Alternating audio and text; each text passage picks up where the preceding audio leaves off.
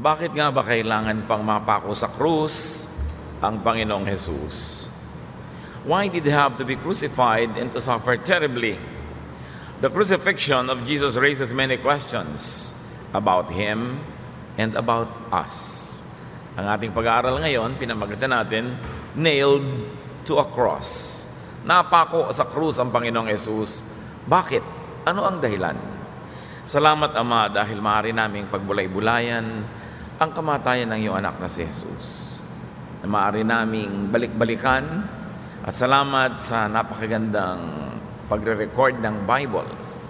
Sa napakahalagang kaganapan na ito, na sa lahat ng panahon maaari naming balikan at pagbulay-bulayan ang kahulugan. Ngayon, Panginoon, pakalinisin niyo po kami, ang aming puso, ang aming isip, at turuan niyo kami, Panginoon. Dagdagan niyo pa ang pagkaunawa namin tungkol sa pagkakapako ni Jesus at ano ang kahulugan nito sa aming buhay. We ask you, Father, to be our speaker, lead us, teach us, heal our infirmities, strengthen us. Give us the power of the Spirit to grasp the mystery of the crucifixion of Jesus, your Son. Father, we thank you, we honor you in the name of Him who was crucified for us, in the name of Jesus Christ, our Lord. Jesus was tried and sentenced to die on a cross. At pagkatapos noon, ay dali-dali na siyang pinapunta doon sa pagpapakuan sa Kanya. At siya nga ay ipinako. Mark 15:23, there they gave Him some wine mixed with a drug to ease the pain, but He refused to drink it. Sobrang sakit ng mapako sa krus. At meron naman kahit konting habag na nalalabi sa pamamaraan ng pagpatay na ito sa mga convicted criminals, pinaiinom nila ng alak, mamurahing alak na hinaluan ng kung ano-ano. Kuminsan ay mga katas ng apdo, ng hayop, para maging pampamanhid. Nalalasing, nababangag yung ipapako at hindi gaanong nararamdaman ng sakit. But Jesus refused the anesthesia. He had to be fully aware of the pain. Tinanggihan ng Panginoon na inumin ito, buong kagisingan, katapangan, at buong loob niyang hinarap ang lahat ng kahulugan ng kasakitan na mapako sa krus. Jesus suffered for our sins in conscious wakefulness. Think of yourself having an operation without anesthesia. Walang pampatulog, walang pampamanhid. Higit pa ron ang mapako sa krus. Talagang hindi iniwasan ng Panginoon yung hapdi, yung kirot, yung sakit dahil talagang aakuin niya ang parusa para sa mga kasalanan nating lahat. Mark 15:24, they nailed Jesus to a cross and gambled to see who would get His clothes. At habang siya na may nagdurusa, unti-unting namamatay, ay pinagsusugalan naman yung kanyang damit na hinubad sa Kanya. Being crucified entailed being stripped naked. It was ease for the executioners. Mas madali sa kanilang malaman, patay ka na ba? Mas madaling baliin ang iyong tuhod, ang iyong lulod. Mas madali ka nilang saksakin sa tagiliran kung wala kang damit. And of course, for further humiliation for the convict. So nadagdagan pa ng kahihiyan yung sakit na nararanasan. So Jesus suffered humiliation in our place. Why did He have to be stripped? Because we are all stripped naked because of our sins. May mga damit man tayo ay daig pa natin nang naglalakad ng hubo sa mundong ibabaw dahil sa mga kasalanan natin. But Jesus was stripped so He could give us His clothes to give us dignity. So sa Kanyang pagkakapako, tayo yung nakaligtas sa pagkakapako, sa Kanyang pagkakahubad, ibinigay sa atin yung damit para tayo ang magkaroon ng saplot. We were dignified by the clothes of the Jesus righteousness. Mark 15:25-26, it was about 9 o'clock in the morning when they nailed Him to the cross. On it was a sign that told why He was nailed there. It read, "This is the King of the Jews." So may karatula na ipinako sa taas ng kanyang ulo, doon sa mataas na bahagi ng krus, ito ang hari ng mga Hudyo. That was the crime But the irony of ironies, it was also the truth. At dyan pa lang, meron na agad tayong leksyon mga kapatid. Truth could have a high price. Minsan, mahal ang ibinabayad para maging totoo. Para magpakatotoo. Truth is never cheap. Sometimes we pay dearly just to be truthful. But truth is worth the price. That's why Jesus paid. Because truth sets free. Kung hindi si Jesus ang hari ng mga Hudyo, at kung hindi si Jesus ang hari ng mga hari, at kung hindi si Jesus ang hari ng lahat, sino ang magliligtas sa atin? Kaya yung katotohanan na yun ay napakamahal ng bayad dahil buhay niya ang ipinambayad. Jesus, and therefore truth itself, was nailed to a cross to set people free. Naranasan nyo na ba na maitali sa kama kung kayo'y pasyenteng malikot? Naranasan nyo na ba maitali at all for any reason? Kung naranasan na ba natin na meron kang cast dahil nabalian ka ng buto at hindi mo makamot yung lugar na makati, hindi mo maigalaw yung kamay mo o hindi mo makamot yung mismong merong cast? Anong ibig sabihin ng nakapako ka? Walang magagawa ang iyong paa at kamay. Ano man ang gawin sa iyong katawan, ng mga insekto, ng mga tao, ng mga elements, you cannot even help yourself. Hindi ka malaya. At si Jesus ay napako para tayo ang lumaya. Para tayo ang makagalaw. Para tayo ang makakilos. Para tayo ang makalayo sa kaparusahan ng kasalanan. Meron talagang pagpapalit na naganap.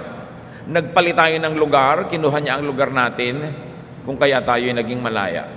Nobody can ponder the crucifixion of Jesus without feeling deep emotions. Dahil talagang ang ibinayad niya ay hindi kayang sukatin. Mark 15:27 to 28. The soldiers also nailed 2 criminals on the crosses, one to the right of Jesus and the other to his left. Para dagdagan pa ng insulto, ipinako pa ang 2 tunay na kriminal sa magkabilang tabi ng Panginoon. Anong gustong ma-accomplish sa mga Romans? To declare Jesus guilty by association. Total, makasalanan lagi ang kasama mo nung nabubuhay ka. Total, lagi kang naliligid ng mga makasalanan, kumpletohin na natin hanggang kamatayan, paligiran ka ng mga makasalanan. At ito ay para pagmukhaing makasalanan din siya at nang sa ganon, gumaan sa loob ng mga nagpapatay sa kanya ang kanilang ipinagawa. At talaga, di ba, many people judge us by association.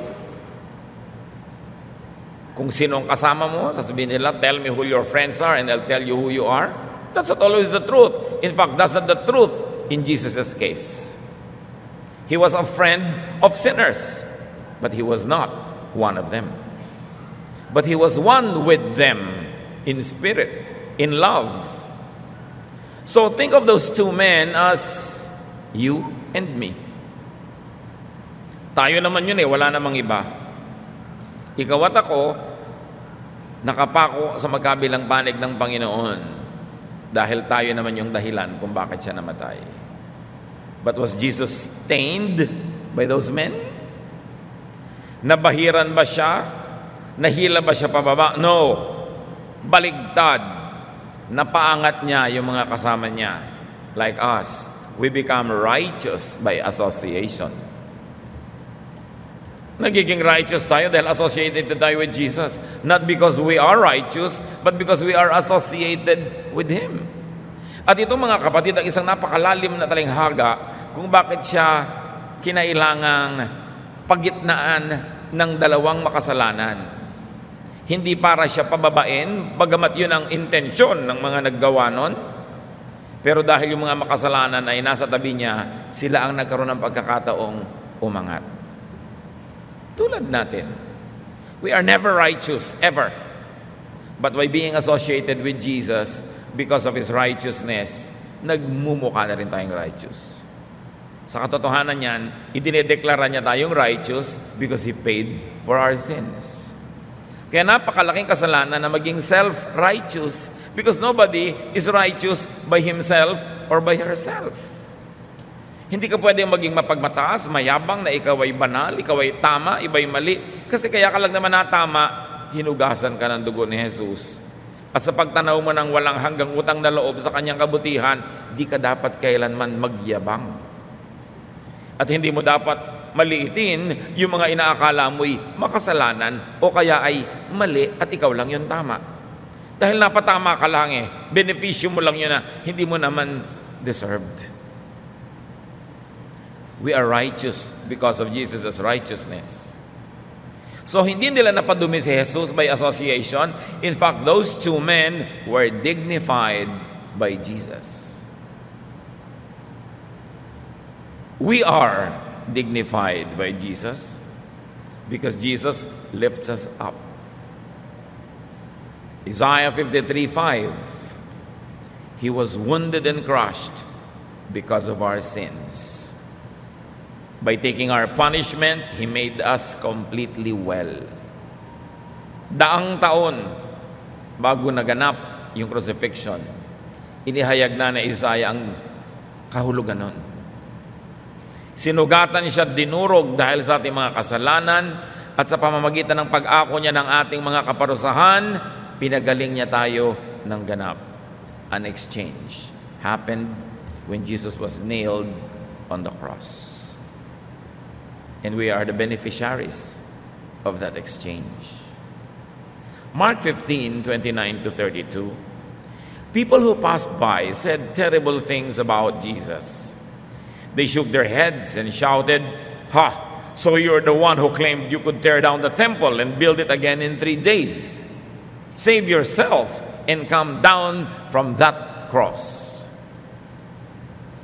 The chief priests and the teachers of the law of Moses also made fun of Jesus. They said to each other, "He saved others, but he can't save himself. If he is the Messiah, the King of Israel, let him come down from the cross. Then we will see and believe." The two criminals also said cruel things to Jesus.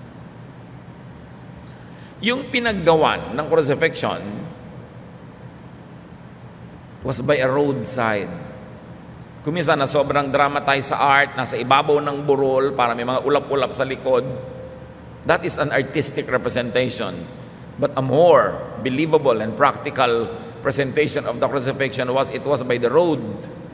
Merong hill sa likod called Golgotha, Korteng Skull. But the crucifixion did not happen at the top of that hill. It was at the foot of that hill. Why? So that every passerby will see Jesus suffering. At kitang-kita nga nila, kaya nga nilibak-libak nila. Kung nasa ibabaw ng mataas ng burol, paano naman nila madidinig yung mga sinabi ni Jesus to be recorded in Scripture? At paano naman nila mapagwiwikaan ang mga kantsaw nila at mga paronggit kung ganun kataas at kalayo? It was really near the audience as it was meant to be. Everyone had a bad word to say about Jesus.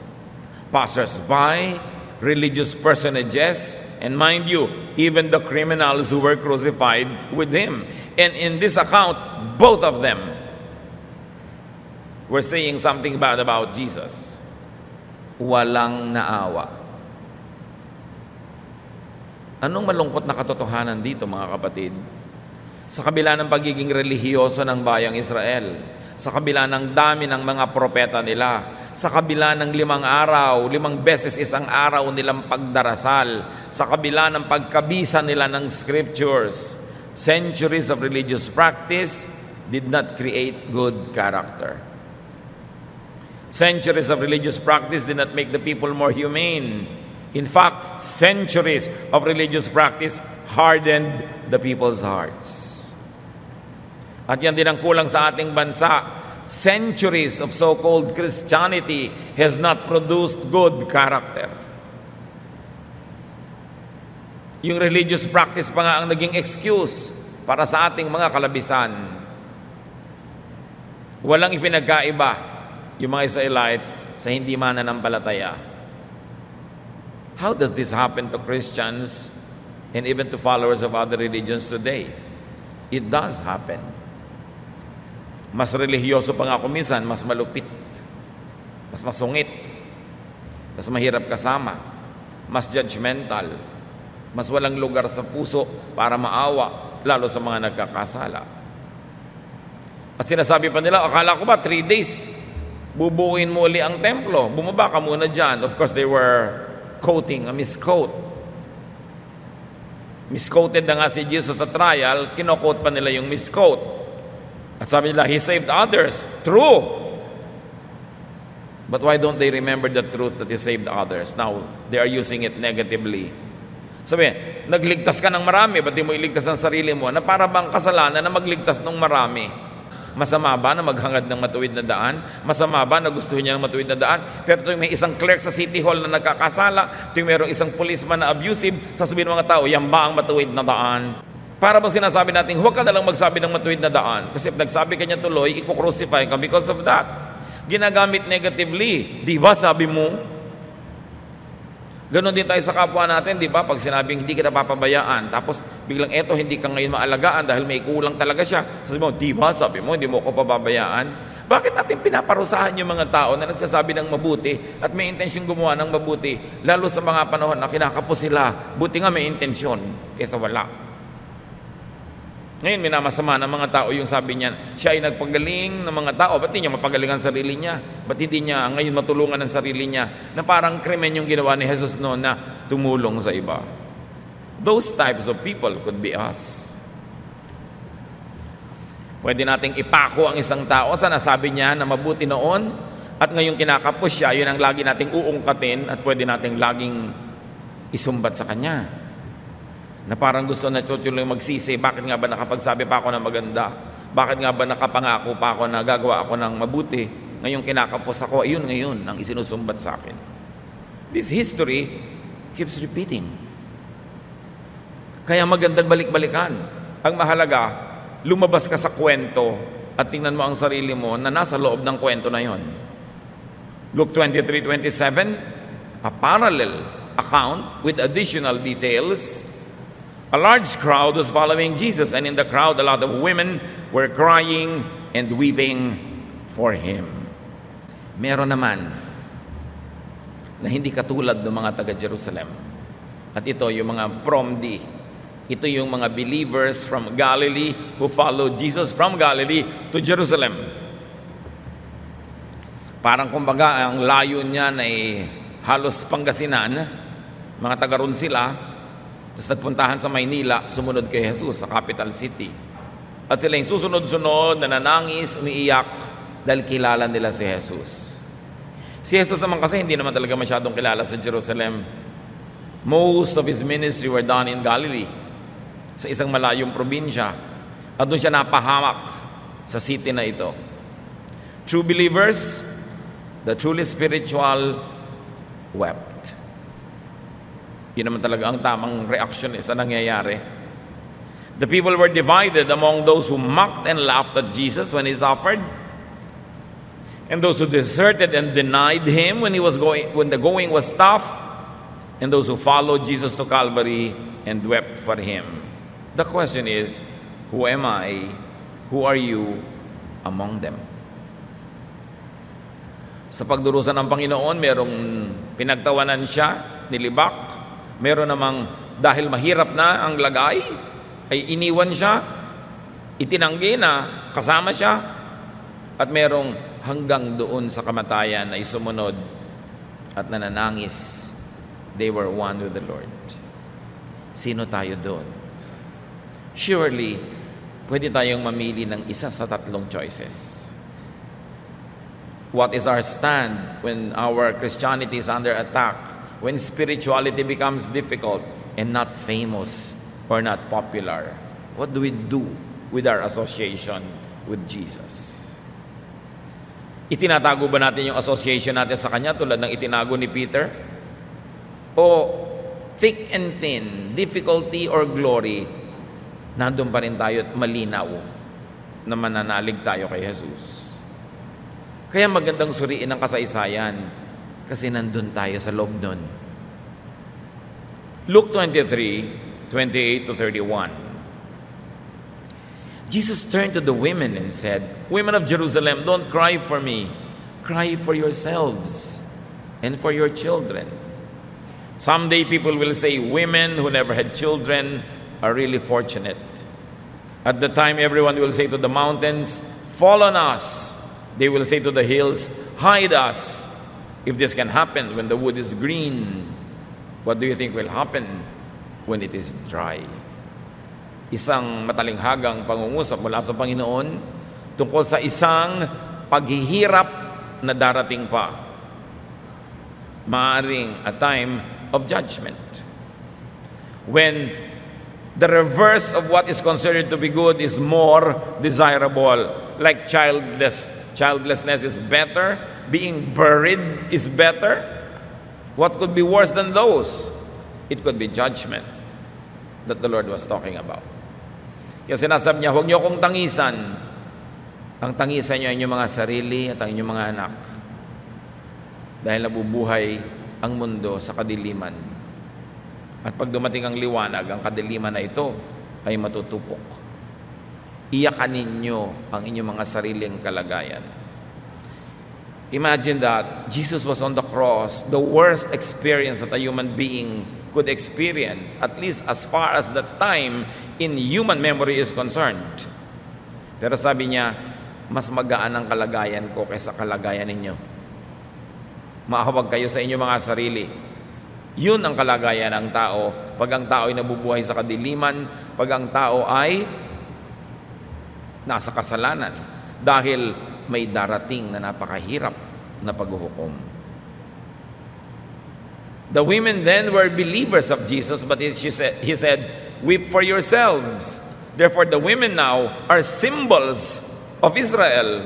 Kaya sabi niya, women of Jerusalem, though these women were from Galilee actually. Because Jerusalem was the center, it was the symbol of the Jewish civilization. Weep for yourselves. The nation is lost. The people are lost. And your situation is more difficult than mine at the moment. Luke 23:34-35, Jesus said, Father, forgive these people. They don't know what they're doing. Habang nagdurusa, ang Panginoon pa ang humingi ng tawad para sa mga nagpapasakit sa Kanya. You see? This is the only correct and righteous way to react to people's sinfulness and cruelty and errors. To realize that they are spiritually blind. Hindi mo lang pwedeng sabihin na masama ang taong yon. Sasabihin mo, nabubulagan siya, nadidiliman. Ginawan ko na ng mabuti, masama pa ang ginawa sa akin. The normal reaction is magagalit tayo. Pero para pag naisip mong ganun kadilim ang isip niya na hindi niya makita ang katwiran. Ganun kalala ang talab sa kanya ni Satanas na akala niya tama ang mali. People lack the necessary enlightenment. Wala silang kaliwanagan. Kaya ang dilim, akala nila'y liwanag. Dahil nauunawa ni Jesus ang kakulangan na yon. Ang kahabag-habag na kalagayan ng tao na binulag ng kasalanan at binulag ng religious fervor and blindness, inihingi pa niya ng tawad sa Ama. Sa palagay niyo, pinatawad? Si Jesus ang humihingi ng tawad. Si Jesus ay nagbabayad para yung paghingi niya ng tawad ay hindi naman libre, may bayad. Grabe ang pagmamahal. Para ihingi mo ng tawad sa Diyos ang gumagawa ng mali sa inyo.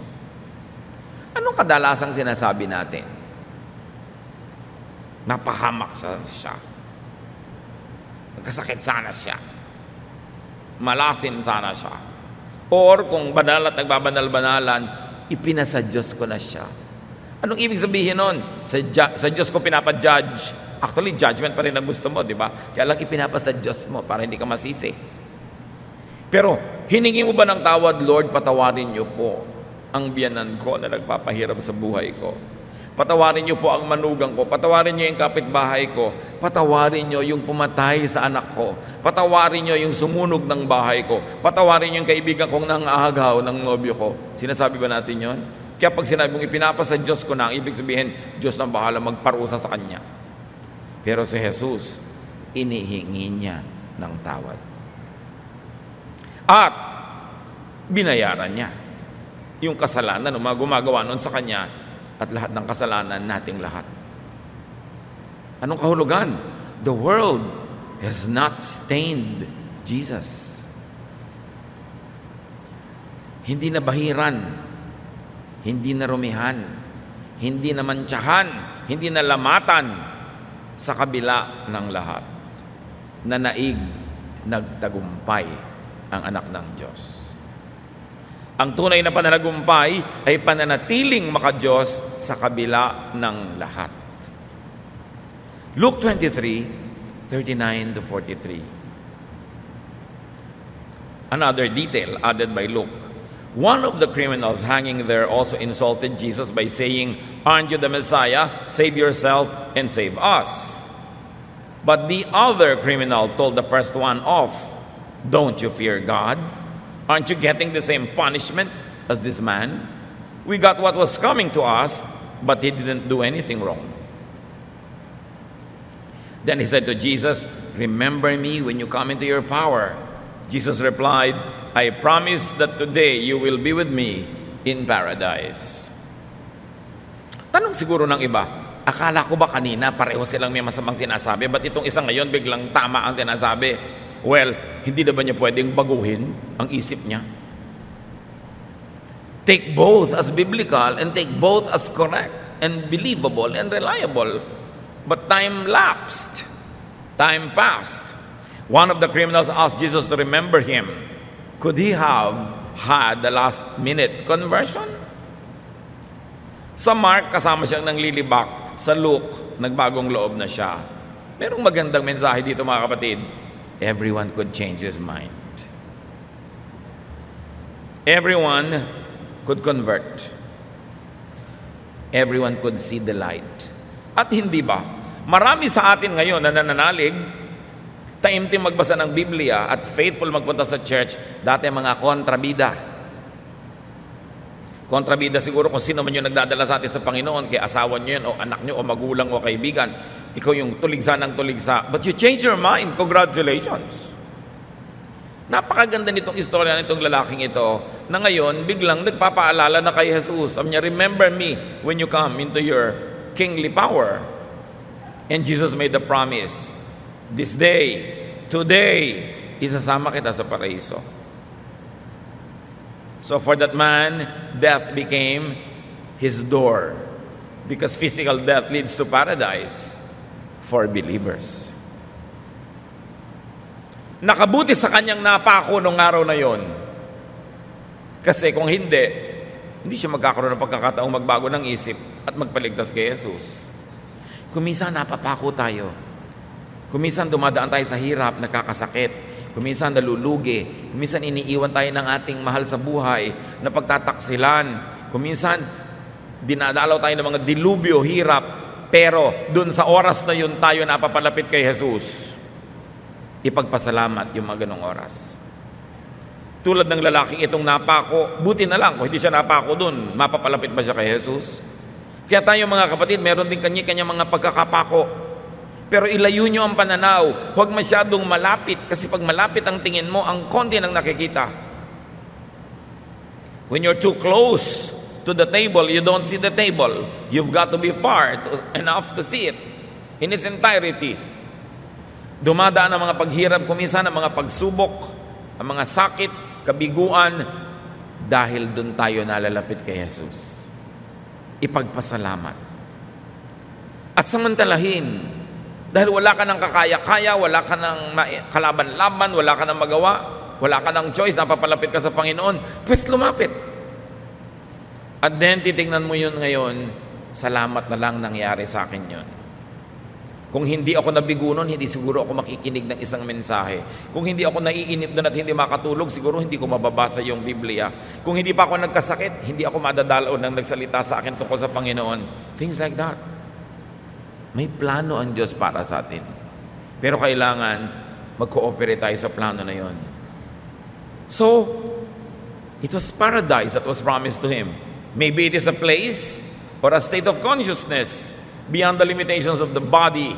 But what is important for you to get there? Recognize Jesus and ask Him to remember you, to take you. So if needed, change your mind. Nandito na tayo sa church because we changed our mind about Jesus, about the invitation to be here, about some things. But perhaps even then, meron pa rin tayong mga dapat gawing mga pagbabago ng isip. Kasi hindi naman tayo naging perfect when we made the decision. We are continuously being made perfect. We are a work in progress. We are changing from glory to glory. So ang tanong, ano pa kayang mga pagbabago ng isip ang dapat nating gawin para lalo pa tayong mapalapit sa Panginoon? Ano pa mga pagbabago ng pananaw, pagbabago ng mga kostumbre ang kailangan maganap para higit nating maunawa yung paraisong ipinapangako niya? May parallel pa sa kwentong ito from John 19:19-20. Pilate ordered the charge against Jesus to be written on a board and put above the cross. It read, Jesus of Nazareth, King of the Jews. The words were written in Hebrew, Latin, and Greek. It was for all to read and to know. All the more that we believe that the crucifixion happened by the roadside. Kasi sino ang makakabasa ng isinulat doon kung nasa ibabaw ng bundok at ang layo-layo? Tatlong languages pa, therefore maliliit na letra para magkasya lahat sa kaprasong karatula. Malapit talaga doon sa daan, sa kalsada yung crucifixion for all to even read what was written there. Very, very probably not on the top of the hill. John 19:20-22. The place where Jesus was taken wasn't far from the city, and many of the Jewish people read the charge against him. So the chief priest went to Pilate and said, "Why did you write that he is the king of the Jews? You should have written, he claimed to be king of the Jews." But Pilate told them, what is written will not be changed. Kita niyo mga kapatid, of all people, the Roman governor served as prophet. Sa bibig pa niya lumabas yung katotohanan tungkol kay Jesus. Truth could come out of the mouth of Pilate or a donkey or unlikely spokespersons. Dapat laging bukas ang tainga natin. Hindi lahat ng katotohanan ang gagaling sa mga religious leaders. Maraming katotohanan sa Biblia nang galing pa nga sa bibig ng hayop, sa bibig ng mga bata, sa bibig ng mga makasalanan, at ngayon sa bibig ni Pilate. Lagi ka dapat alert dahil maraming pinagdaraanan ng katotohanan para makarating sa atin. John 19:23-24. After the soldiers had nailed Jesus to the cross, they divided up his clothes into 4 parts, another parallel account, one for each of them. But his outer garment was made from a single piece of cloth, and it did not have any seams. The soldiers said to each other, "Let's not rip it apart. We will gamble to see who gets it." This happened so that the scriptures would come true, which say, "They divided up my clothes and gambled for my garments." The soldiers then did what they had decided. So pinagsugalan ang damit ng Panginoon, which by itself is another message. Yung mga layer-layer ng suot niya, yung outer garment niya na walang tahi, walang sulse, one piece of cloth.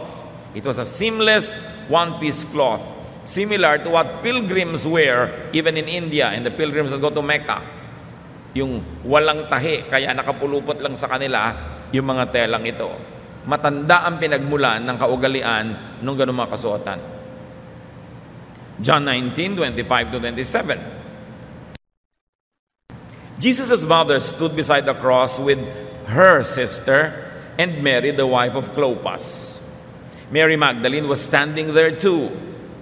When Jesus saw his mother and his favorite disciple with her, he said to his mother, "This man is now your son." Then he said to the disciple, "She is now your mother." From then on, the disciple took her into his own home.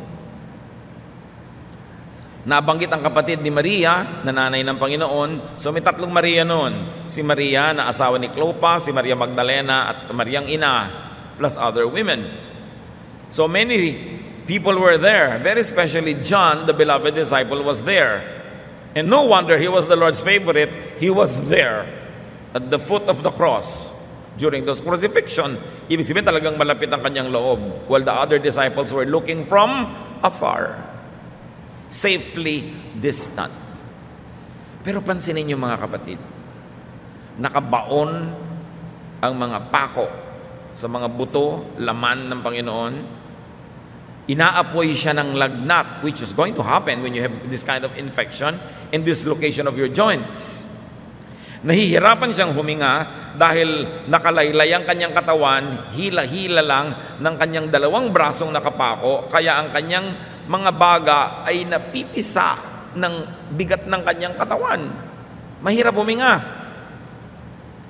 May mga sugat pa siya sa ulo at sa buong katawan, binugbog pa siya, hinampas pa siya the night before and that same morning also.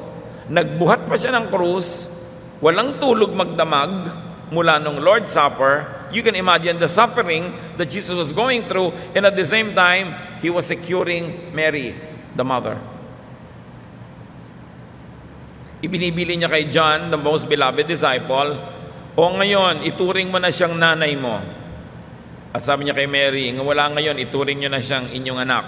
Why? Because Jesus was the firstborn, siya ang panganay, at tungkulin niyang alagaan ng kanyang ina, at ngayong mamamatay siyang hindi na niya magagawa yon, at least on earthly dimensions, inayos niya na mapalagay sa mabuti ang matanda, at pati naman si John na walang ina, nagkaroon tuloy ng ina.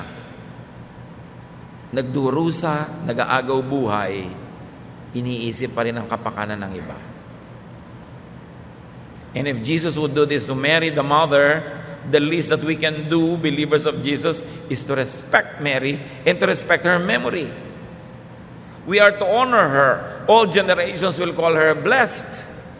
Hindi ko maintindihan yung maraming born-again Christian na walang ginawa kundi pagtawanan, libakin at baliwalain si Mary. Mary is important. The mother of Jesus on earth was very important and Jesus loved her. So should we. But of course, worship belongs only to God. And we should pray only to God in the name of Jesus. Pero hindi natin dapat binabaliwala ang alaala ng napakahalagang babaeng ito. Hindi ko man nagba-Bible study ka, nagba-Bible ka, born-again Christian ka, magiging lapastangan ka kay Mary. We should not do that. Pero may isa pang lesson para sa atin mga kapatid. Value your family. Sila ang nandyan hanggang huling sandali. Kung yung family mo man, biological family, o nilikha mo because of your close relationship with them, yun ang pamilya mo, value your family. So why did Jesus have to be crucified? Yan ang tanong natin sa simula. Why did they have to suffer terribly? Jesus had to be crucified and to suffer so He could be at Calvary with the two criminals. So He could be at Calvary with us and take us to paradise. Take to paradise those who would believe and ask Him. Kung nanatili si Jesus sa langit, hindi bumaba sa lupa at hindi nagpunta sa Kalbaryo, paano tayo magkakaroon ng contact sa Kanya? He made heaven accessible. Not by asking us to climb to heaven on our own because we could not. Even there are the 10 commandments. Lalong humirap, lumapit sa Diyos, hindi dumali. Hindi tayo inutusan ng Panginoong akyatin ang langit dahil hindi natin kaya, bumaba ang Kanyang anak. Na siya namang dapat natin gawin. Bumaba tayo sa mga tao kung saan sila naroon, kung paano nila mauunawaan ang salita ng Diyos, kung paano natin maipapaliwanag in their terms, in their area, in their language, we should do it. Hindi yung pipilitin natin sila ang magkandahirap umakyat para tayo marating. Hindi ganun ang halimbawa ng Panginoon. Siya ang lumapit. Jesus had to be crucified. He had to be at Calvary to be stripped so He could clothe us. Bakit kinailangan siyang mahubdan? Para tayo madamitan. Jesus had to be nailed to set us free. It was an exchange.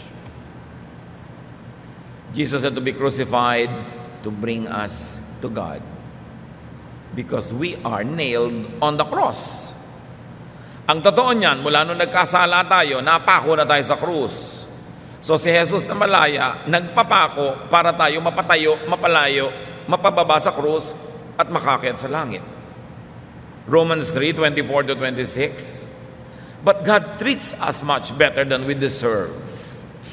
And because of Jesus Christ, He freely accepts us and sets us free from our sins.